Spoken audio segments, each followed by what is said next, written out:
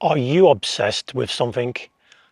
What is the difference between a healthy obsession and a unhealthy bad habit that screws up your life? Two different things entirely, but they are very similar in a number of ways. And in this video, I want to talk specifically about healthy obsessions, things that we all have an obsession about.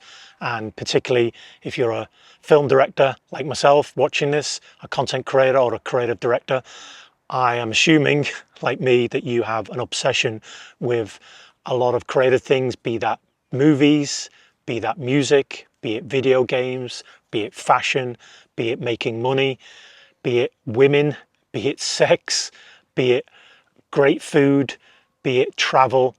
We all have our own obsessions. And certainly for me, I would describe myself as somebody that throughout my entire life, I have become obsessed with certain things. And now I can look back across my life and see where those obsessions were healthy and see where they were unhealthy and turned ultimately into really bad habits that potentially at the time were destroying my life, were destroying the relationships that I was in. And this is a subject I haven't often seen be talked about, and I'm particularly talking about this to you guys if you are a film director and a content creator and a creative director in the world, that if you're going through a really tough patch, if you're going through a divorce or a separation, or if you found that you've lost your creative mojo or your work and life balance is completely out of whack, or you're just finding that you're physically and mentally in a really bad space and you just cannot get back on track, that this is where potentially that healthy obsession that you did have at some point has turned into an unhealthy habit that is destroying your life. And I can only speak for myself. I can only speak from experience of working in the film industry for 30 years, 3 decades now. It blows my mind when I think about how long I have been doing this for.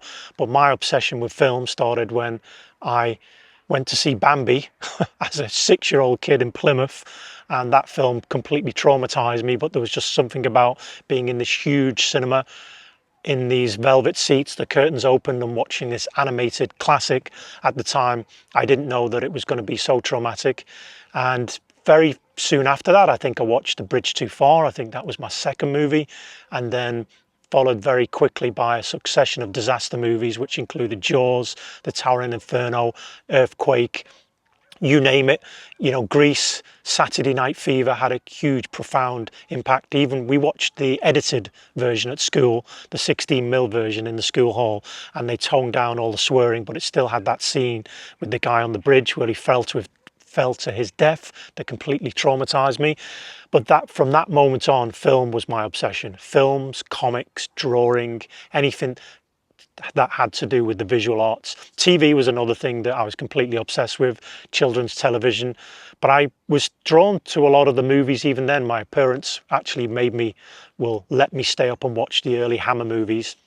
To this day, I don't know how I got away with that, of watching, literally staying up till 10, 11 o'clock at night when I was under 10 years of age, watching the Hammer horror movies, and they had a huge impact on me. But what is it about you? What obsessed you as a kid? How did you get into films? What was that thing that triggered that obsession in you?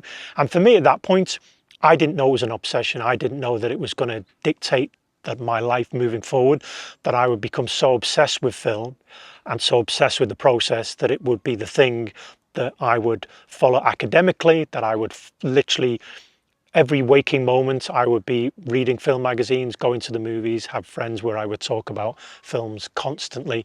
And so that for me was a healthy obsession at the time. Hi guys, welcome back. I had to just change position because there was an alarm going off in the valley over in Italy. I'm actually in Tuscany, opposite San Giacomo, on my second wedding anniversary, and I'm also was filming this on a yoga plane, and it's very early in the morning, but some woman has come up who wants to do her yoga. So I've just moved further up the hill, surrounded by olive trees, so I can continue with this video rather than disturbing her with me waffling on about being obsessed with films and how they can turn into unhealthy habits. So where was I? Yeah, look, I mean, I'm wearing the Jaws t-shirt again. This is actually designed by a friend of mine from Liverpool, Dave Green. I'll put a link in the description below if you're interested. I'm not doing this video to promote him, but he's a dear friend of mine, and he's been a friend of mine since I was 16 years old. And we met in a record shop called Cheverton's in Liverpool, where I was literally flicking through old vinyls of movies. Damien, Omen 2 by Jerry Goldsmith, and him and his friend Roy Donger at the time, who were obsessed with film music, unbeknownst to me, leant over my shoulder and literally said, "Are you going to buy that record, mate?" And I was like, yeah, is everything all right?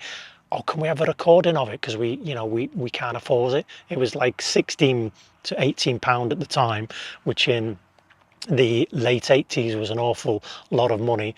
But anyway, from that initial meeting of us getting to know one another, we've been lifelong friends, obsessed by film music, and to this day, I'm very grateful that they're still in my life. They're still obsessed with movies. We still contact one another on a weekly basis, and we still collect film music madly. And I'm proudly wearing one of his t-shirts on the year that it's the 50th anniversary of Jaws. I'm sure a lot of you who are watching this who are film directors know that and are aware of its heritage. And anyway, I can make another video where I can waffle on about my love of Jaws. But again, back to the theme of this video, which is about healthy obsessions. And for me, being into film, loving the craft of movies, reading the books, comics, drawing, all of that for me was a healthy obsession that drew out this creative side of me. And that spanned my whole career. I took that focus and that energy into my work when I went to film school for 3 years in Farnham. And fast forward 20-year career co-owning a film marketing company in London, where I worked on 2,500 movies. Disney was our biggest client. All of that obsession that I had with film early on was so integral to that work that I did. The head of marketing, I think he's still there, Lee Jury at Disney, particularly enjoyed working with me because I was so obsessed with film. He would often say, "Get Darren in, this guy, he loves this type of film, he knows this director, he knows this work." And that helped my career. That being obsessed, people got to know that I was absolutely a film fanatic, and they would actually ask for me by name because they knew I knew so much about movies. They would bring me in to lean on that expertise. So what is it about you? What have you been obsessed with that has brought benefit to your work that you've done? What is that thing that makes you stand out? What is that thing that you're still obsessed with to this day that you draw upon on a daily basis when you're creating your own movies, when you're working on other people's films, or particularly when you're working with other people? If you were to write a list of the 5 things that you were obsessed with, what would be at the top of that list? What would be the 5? I know it's not a big list, but try to stick to 5 and write down the 5 things if you were to say that you were creatively obsessed with. Clearly there are other things that we can be obsessed with. I mean, women, food, money. I touched upon them earlier. And for me, I was, always drawn to always drawn to women, always drawn to the opposite sex. The fascination, again, a lot of that did come from film, did see in pin-up magazines, did see, I was really into watching Showgirls, watching the early Marilyn Monroe films. I had that poster in my bedroom where Marilyn Monroe is sat on the steps with the seam fishnets on and she's looking at you. It's a bit like the poster in Shawshank Redemption, and again, for me, there was the visual stimuli, there was the clothes, there was the aesthetic, there was the fetishization of the female form. Again, I'm a photographer as well as a film director, so that for me was something that I did become obsessed with, and that followed me throughout my whole film career as well. And so I was in a first serious relationship when I was 14 years old with a woman called Judith Lynch. To this day, I don't know whether I haven't been in touch with her for about 17 or 20 years, and I don't know if she's still around. If for any reason she's watching this video and she is still around and she wants to reconnect and say hi, that would be amazing. But the last time I did see her, health-wise, she wasn't in a good place. Anyway, I digress. What I want to talk about is that when we were together, the obsessiveness of being that first love that you have with a person, that connectiveness, that madness, that physical attraction is so consuming, is so overwhelming. And we were together for several years, literally from 14 to 21, in a very serious relationship. And the reason I'm talking about that in terms of being obsessed is that had a huge impact on me about how I related to women and how I related to relationships moving forward. A lot of my friends, they dated girls, but they were never in a serious relationship at that age. They would be out playing football, going to the matches, watching TV, getting drunk a lot. And at that early age, I was already in quite a serious relationship. And that, for me, I look back on it and I know that it invoked a lot of my feelings towards people, towards getting to know another person inside and out, quite literally, and how that would help invoke telling stories. And to this day, I am drawn to stories about women, about what they're going through, about how they feel, about their troubles and tribulations. And the first film that I did direct and produce is about Era, who was an ex-dominatrix, and it was all about her life as a dominatrix, about her life as a mother, and very much her story. And that was one of the reasons that I made that story as well, is that I feel more drawn to stories about women rather than men. No disrespect to men, no more admiration for women, but there's just something about that I felt that, for me, a lot of those stories haven't been told. Act one of the movie, healthy obsessions, how they creatively support you, how they can help your creative process. As I've said, for me, I loved film, I loved comics, I loved film music, and it absolutely supported my career in the film industry. But when does a healthy obsession turn into a bad habit that can suddenly derail or affect your lifestyle? And that happened very quickly for me in London. Being a successful creative director in a film marketing company came with a hefty salary, came with a lot of connections, came with premiere parties, came with lots of other parties. And I even met my wife through the film industry. She was a professional makeup artist. And so suddenly my circle of friends within the creative industry grew to such an extent that it wasn't like when I was in Liverpool. And the opportunities that gave me creatively were amazing, but also it brought along with it the party scene, the drug scene, the drink scene, the events where you would go to, and before you knew it, people were handing out baggies, and they were doing the cliche white lines off the toilet, and it was the done thing in the creative industry, in the film industry. People often talk about it being a cliche, but it potentially is.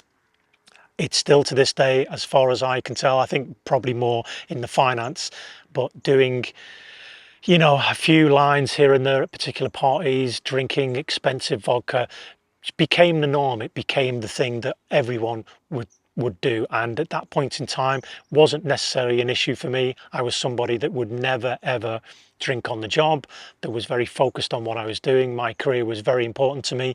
But when does it suddenly shift from being a good time on a one-off night to something that just becomes the focus, that becomes an unhealthy obsession? And I'm not going to go on about this in this video. I'm not going to talk about the many parties that went to a disarray, but I want to talk about that point of juncture that hopefully that you're watching this, that you're identifying, when it turns from a good time into a time when you're just doing it for the sake of it. When you turn up to an event, you're bored, you're not into what's going on, and so before you know it, you're drinking. Before you know it, you're on the phone to your dealer, and before you know it, the night's turned into 2 nights, turned into 3 nights, and you know, the plot, as it were, has been lost and it's gone out the window. So this for me was an up and down behavior of over 20 years, and I never thought I had an issue. I mean, who does? When do you speak about it to your friends? When do you flag it up, particularly if you're out with them, to say that we've got an issue going on here, we need to kick this into gear and to not do what we're doing? Just didn't happen. It just absolutely didn't happen. And so slowly and surely over time, this thing builds up, it becomes an issue. And luckily for me at the time, I've always been into my fitness, I've always been healthy, so I would just sweat it out, I would just not focus on it. But it clearly was an issue, and it became an issue. And looking back on it now, I can see the stages that it progressed at, and the stages where I wanted to quit, where I wanted to say no, and I just didn't have the willpower to do that. And what stage are you at? Are you at the early stages of noticing that this is an issue?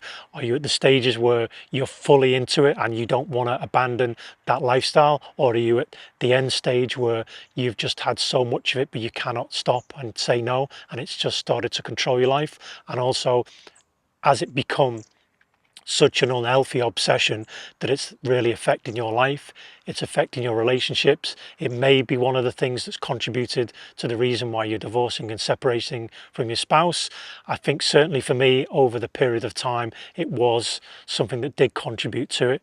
I quit my film marketing job 10 years ago, left London, moved to Glastonbury, decided to do a geographic and put that whole life behind me. And that was going well for about 6 to 8 months. And then what happened is I seemed to attract most of the alcoholics and drug addicts in where I was living.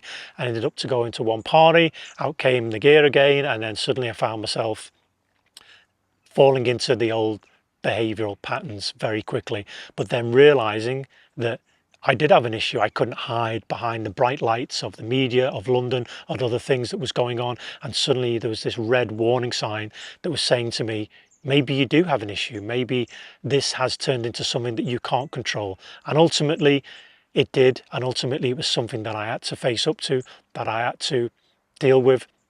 And it basically brought me to my knees. It basically was the time that I've shared it in these videos before, where 8 years ago, my life basically came to a standstill.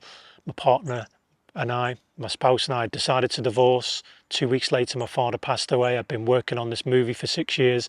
And in that period of time as well, I gave into the fact that I had a serious drinking and drug issue and decided to attend AA. And I'm happy to share this in these videos.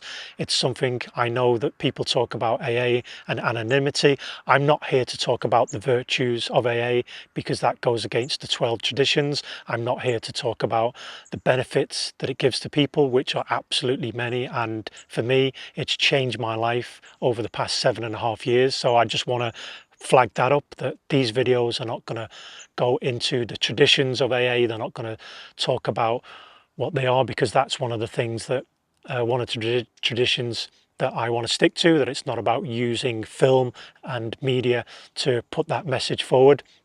To the extent that I want to talk about and say that it's something that's helped me considerably, and I'm not suggesting that you who's watching this are an alcoholic, that you're a drug addict. I can only speak for myself, and I can only speak from experience, and it is one of the fundamental reasons that I'm making these videos, to talk about all of the journeys that I've been through, the things that work for me and the things that absolutely didn't work for me. But I cannot, hand on heart, authentically make these videos without talking about the obsessions and the addictions that have got me to where I am and that didn't work and that broke me down to my knees and almost ended my life. I need to be able to use this space to talk about those moments, to help you guys if you're going through something similar, and to really, hopefully, honestly and authentically tell you what went on for me and how I managed to notice that that healthy obsession had turned into something that was destroying my life. And if that's where you're at right now, then please feel open and anonymous to put something in the comments, to say what's going on for you. DM me personally and ask me any questions if you'd wish. Or I really want to end this video by talking about what I initially was saying, that look in your life from what is a healthy obsession, what created that person in you that you're really proud of, that helps evoke and serve the creative process and really helps you move forward and has helped you move forward, and see if you can identify the points where you went off track, where something came in that might have seemed like it was really supporting that process, but in a way it was the thing that derailed you, it was the thing that took you in another direction. And certainly they're the two big ones for me. Alcohol and drugs were two big ones. Also becoming way too focused at times on the creative process, where I was eliminating the people in my life, particularly my spouse, particularly friends and family. That's something else where that healthy obsession turned into something that became unhealthy and became something that got in the way of me being who I was, and basically disconnected me from all the people around me. So where are you at in this journey, guys? I know this has been a particularly long video, but it's a subject I'm passionate about, and I'm probably going to come back to it and talk about it in another way. And thanks for watching. I hope it's been really, I hope it has evoked an interesting thought in you to look at that pattern, to look at a pattern where you've had something that's been inspiring obsessively, but looked at something that has been destructive for you obsessively. And in this next video here, I'm going to talk about relationships and how those relationships in your life, particularly if you're going through a divorce and separation, are suddenly thrown into question. Every relationship that you have with friends and family, but particularly if you have met somebody else and that's one of the reasons that you are separating and divorcing, and how to navigate that, how to look at that process and see what is the healthiest way to be moving forward.